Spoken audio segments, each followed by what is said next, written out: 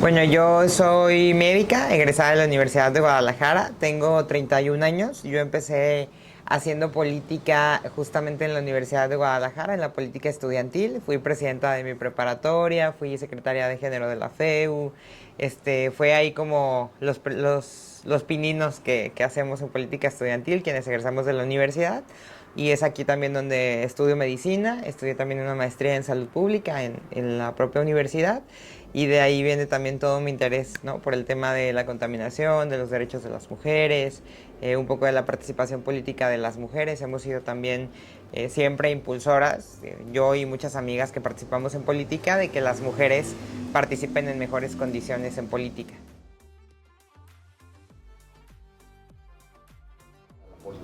Nadie, fíjate que es lo más gracioso porque a veces pareciera que es como algo familiar, ¿no? Que se lleva en el ADN. Y no, en mi familia nadie. Mi papá es ingeniero, mi mamá siempre fue ama de casa, ¿no?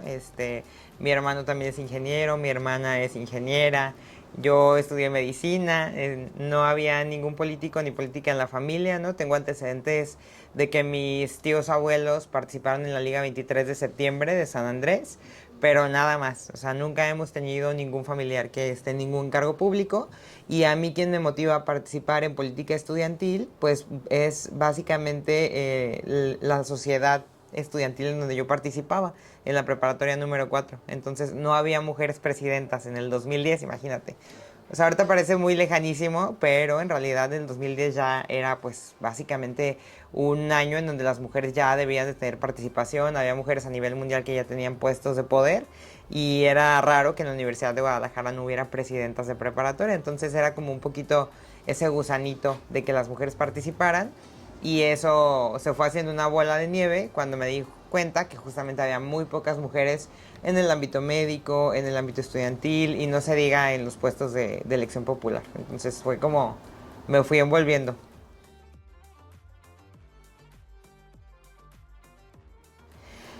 La primera vez que participé fui candidata a presidenta municipal, porque yo creía que el primer contacto del ciudadano con la problemática estaba en el municipio, y sí es real, pero los municipios también están muy limitados porque los presupuestos se asignan de forma discrecional. Entonces, la raíz de los problemas no está en la unidad funcional, que es, por ejemplo, el municipio, o en la unidad funcional, por ejemplo, los hospitales, sino en la asignación de los recursos y la evaluación de los programas. En esa primera oportunidad que tuve de ser candidata a presidenta municipal y descubro como este hilo negro, que en realidad seguramente muchas personas lo saben, me enfoco más en la parte legislativa, empiezo también la maestría en salud pública y me doy cuenta que en realidad las políticas públicas cuando se ejecutan de forma correcta sí tienen todo que ver con la vida digna o de los municipios o con la vida digna de el sector al que afectas con tu política pública, ¿no? En este caso, como yo soy salubrista, estoy muy enfocada en las políticas públicas de la salud, en los temas de contaminación, en los temas medioambientales y descubrí que primero tenía que ser diputada para saber si las políticas públicas que podíamos nosotros ejecutar tenían un impacto en el día a día de las personas.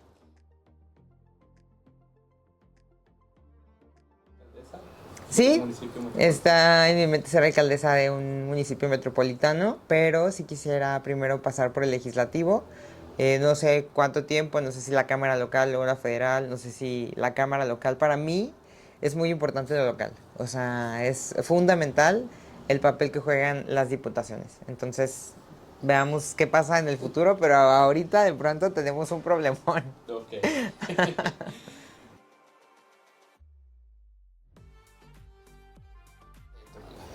Mira, el distrito 20 es Tonalá, todo el Salto y tres seccionales de Tlaquepaque. Hay algo en común en los tres municipios y es que son municipios que durante décadas han sido rezagados por los gobiernos estatales y municipales, ¿no? Y siempre que me preguntan por cuál fue nuestro transitar, pues yo siempre digo que la calle es desgarradora, porque puedes encontrarte en muchos lugares que sí han sido atendidos, pero cuando te encuentras lugares como las ladrilleras, por ejemplo en los dos municipios, El Salto y Tonalá, te das cuenta que hay una desigualdad tremenda. O sea, dentro del municipio hay una desigualdad tremenda de los tres municipios, pero luego cuando comparas esos tres municipios con Zapopan y Guadalajara, la desigualdad se abre todavía más. Entonces, la característica, por ejemplo, del Salto es todavía más profundo el tema de la desigualdad cuando tienes a uno de los corredores más importantes del país, uno de los corredores industriales más importantes del país, pero también tienes un municipio que ha sido muy lastimado por ese mismo corredor industrial. Entonces, hay una desregulación, está desequilibrada la forma en que se ha venido invirtiendo y seguramente hay actores políticos que se han beneficiado de ese corredor industrial, pero que no beneficiaron a las personas que viven en el Salto. Y todo lo que vimos en la calle es consecuencia de eso, porque nos encontramos con casos de insuficiencia renal que son muy notorios puerta por puerta, porque la gente te lo platica. Nos encontramos con muchos casos de cáncer, sobre todo en las mujeres, que seguramente no tengo un estudio ni una tesis todavía, pero si la hiciera, estoy seguro que habría una correlación entre la contaminación y los casos de cáncer que se presentan en el municipio. Hay un severo desabasto de agua, cada año es peor y la gente está acostumbrada a eso porque no hay una solución que les presente, no hay una estrategia. Y con otra cosa que me encontré es que los gobiernos municipales gobiernan improvisando. Y eso es algo que a la larga creó la crisis que hoy tenemos de agua, de contaminación, de problemas de salud que se encuentran en el Salto, en Tonalá y también en Tlaquepaque, ¿por qué no decirlo?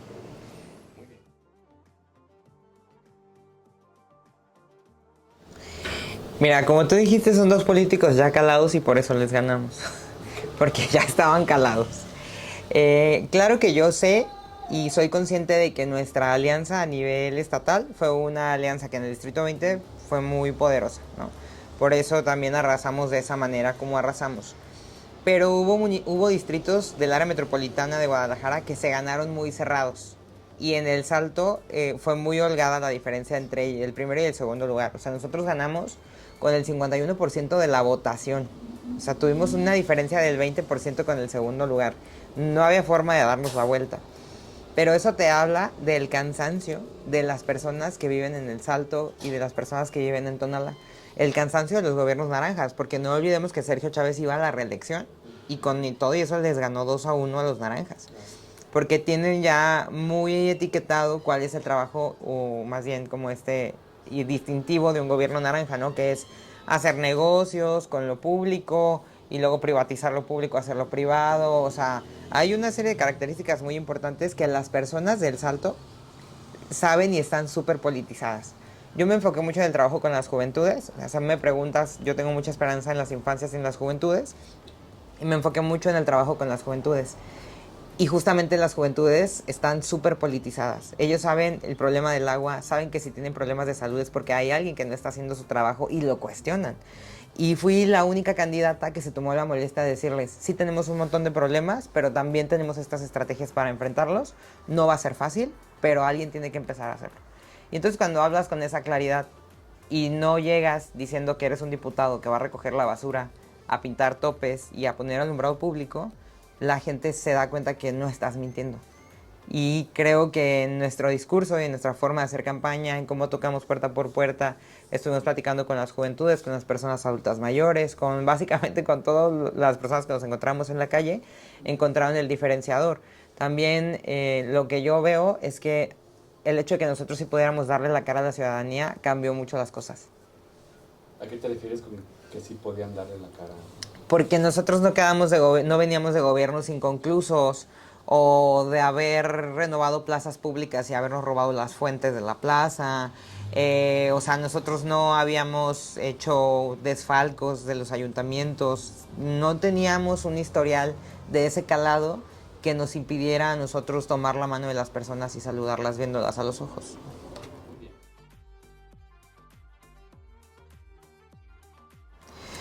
Bueno, primero sabes que los jóvenes hemos sido muy cuestionados durante mucho tiempo y nosotros nos dedicamos a prepararnos para la campaña, ¿no? Nos preparamos para la campaña, pero también nos preparamos para legislar como si fuéramos a ganar.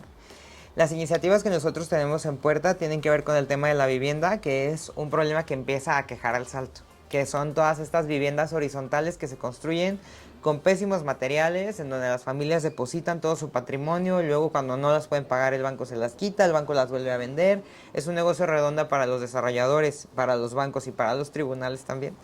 Y lo que nosotros estamos haciendo es una ley de vivienda digna en el estado de Jalisco que queremos implementar para que las inmobiliarias ya no tengan este permiso de construir como se les da la gana, en donde nosotros les especificamos cuáles son los metros cuadrados mínimos, los irreductibles para que una persona viva dignamente en una vivienda social digna, cuáles son los metros cuadrados de áreas verdes que deben de tener, los servicios con los que deben de contar, porque tú sabes que en el Salto las juventudes van a tener un problemón a la hora de adquirir vivienda, porque además esa vivienda no va a tener servicios, ¿no?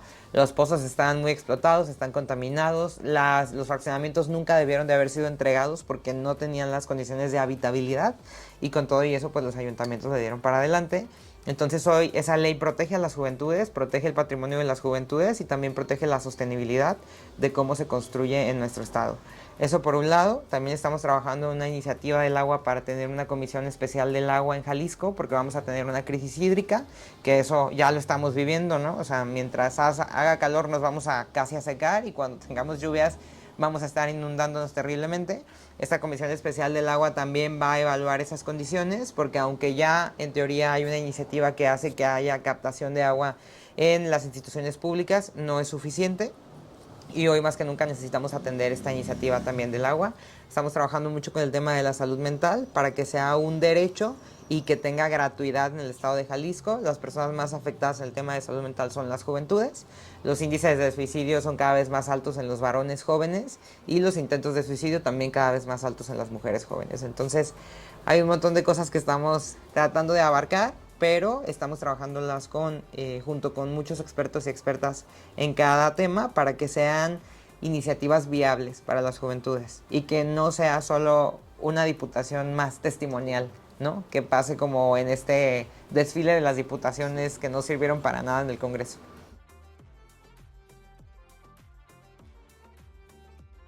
No se tenga. Primero, desde campaña nos comprometimos a que vamos a estar en territorio. Entonces, eso puede parecer una labor muy cansada, pero es una labor necesaria porque justamente las personas no saben ni quién es su diputado ni su diputada. Entonces, eso es un compromiso de vamos a estar en territorio.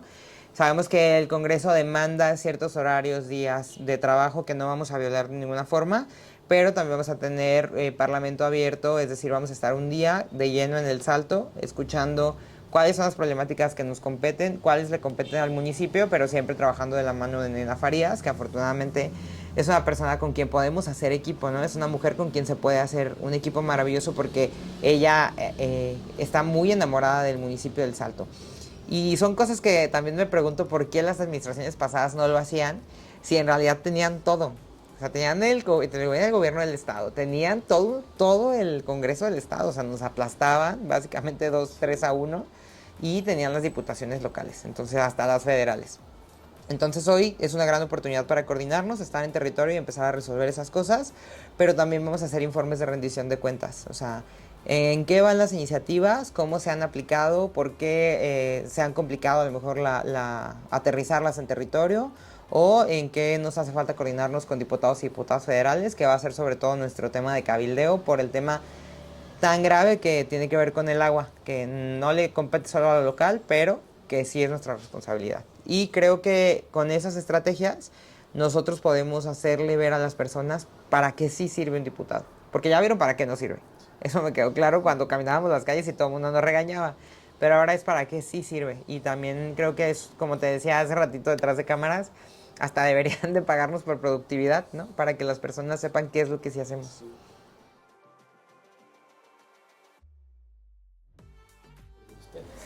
Bueno, primero decirte que tenemos toda la estrategia legal y mucho de nuestro conocimiento depositado en que sí vamos a tener el registro, ¿no? Estamos todavía a la espera de que nos digan los tribunales, pero tengamos o no tengamos partido, nosotros somos una gran comunidad, ¿no? Y lo que es el sello distintivo de esta gran comunidad es que nosotros hacemos diagnóstico de los problemas de los que vamos a hablar. O sea, sí creo que tengo la facultad para decir que nunca hablamos desde el desconocimiento de la problemática y que eso ha sido siempre un sello de la casa.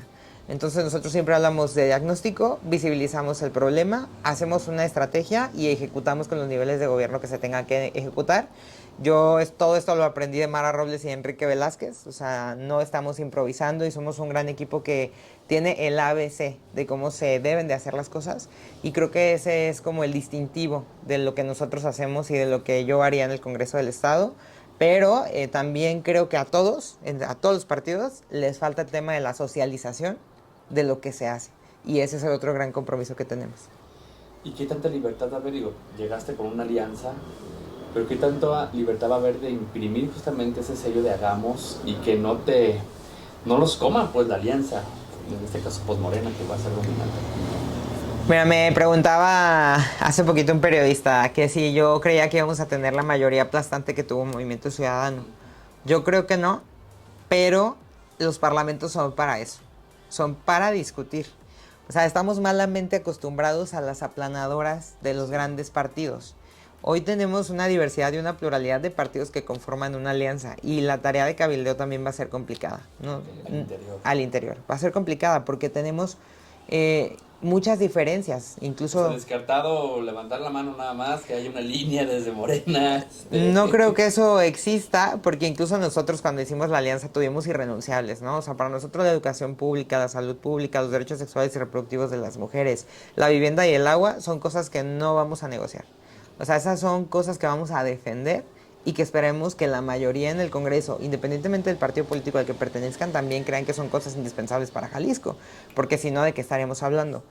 Entonces, no creo que haya una línea de votar en cascada, así, todas las diputaciones, somos 19 contra 19, si lo pones en una balanza, y tendremos que discutir estos 19 que yo considero que somos partidos progresistas de izquierda o centro izquierda, que tendremos que discutir cuáles son nuestros irrenunciables para salir adelante con nuestras iniciativas. Eso no impide que podamos platicar con el PRI, con el PAN o con algunos de Movimiento Ciudadano, pero será una tarea compleja.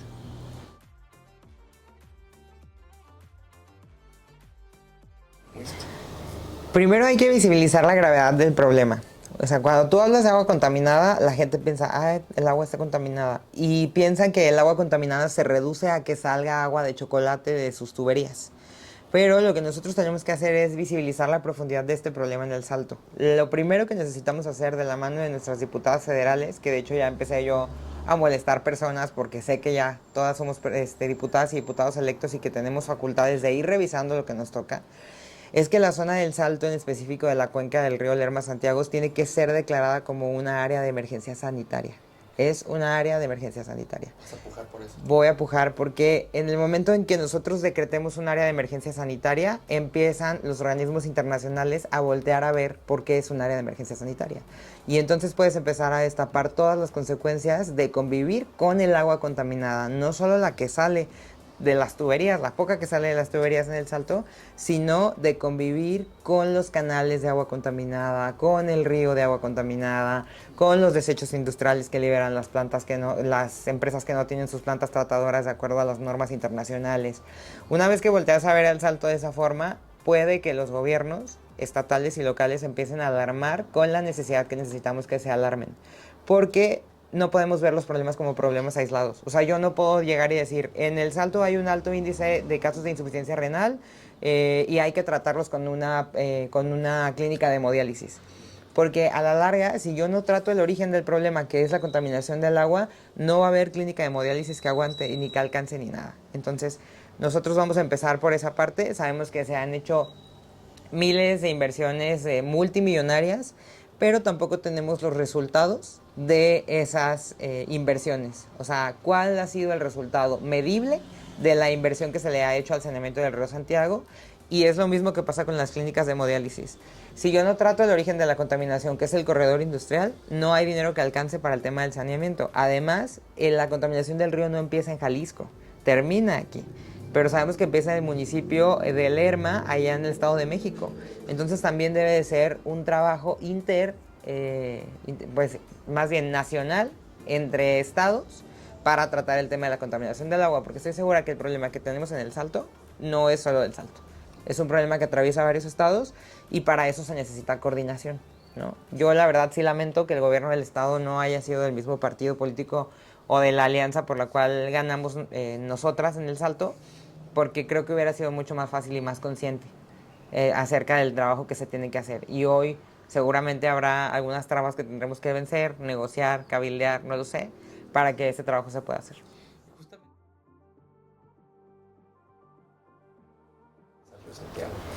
Primero que el Río Santiago no puede ser solo un estandarte político de cada sexenio, ¿no? La presidenta electa, la doctora Claudia Sheinbaum, ya había hablado de lo urgente que era atender el tema del río Lerma, de la cuenca Lerma-Santiago, del río Santiago.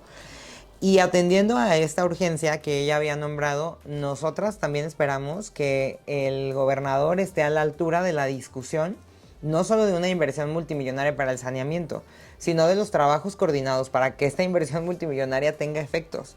Porque si el gobernador, y esperemos que no, el gobernador electo, pretende hacer lo mismo que se hizo el sexenio pasado, vamos a tener los mismos resultados, ¿no? Y vamos a tener peores consecuencias esta vez porque no estamos tratando de raíz el problema.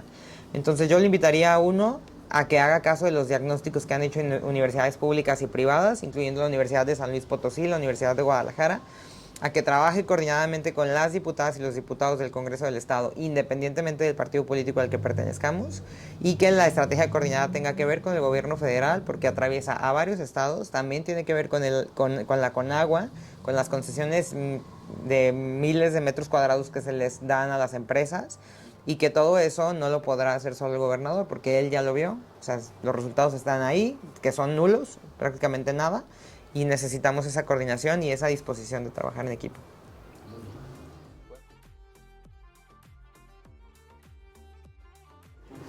Bueno, fíjate que hay una característica muy importante del Salto y es que las personas están muy politizadas por el origen sindicalista, ¿no? De las empresas, por ejemplo, de la empresa textil, que fue la primera empresa que estuvo instaurada ahí en el Salto. Y eso fue marcando también un desarrollo de incluso cómo se desarrollaron los fraccionamientos en torno a la zona industrial. Entonces, esa zona industrializada y muy politizada por el sindicalismo es a lo mejor el mismo nivel de política que necesitaríamos en toda la comunidad del Salto para exigirle a las empresas que sean socialmente responsables con el municipio. O sea, toda esa politización, esa formación sindicalista es la misma formación que necesitamos para exigirle a las empresas que sean socialmente responsables con el municipio, que saben que en 40, 45 años que se tomaron el tiempo de contaminar la cuenca, que se tomaron el tiempo de contaminar la cascada, de acabarse los insumos naturales, esa misma politización es la que puede salvar al municipio. O sea, así como digo, lo hablábamos también, ¿no? No tenemos una tesis, pero sí sabemos que los movimientos sociales representan una incomodidad para ciertos sectores y entre ellos el empresarial. Y si los gobiernos solos no han podido, también necesitaríamos como de un movimiento social articulado por las personas que viven en el Salto para exigirle a las empresas lo que necesitamos, que es un equilibrio entre lo que ellos obtienen del municipio y lo que le invierten al municipio, que la verdad no se ve reflejado en la vida de las personas.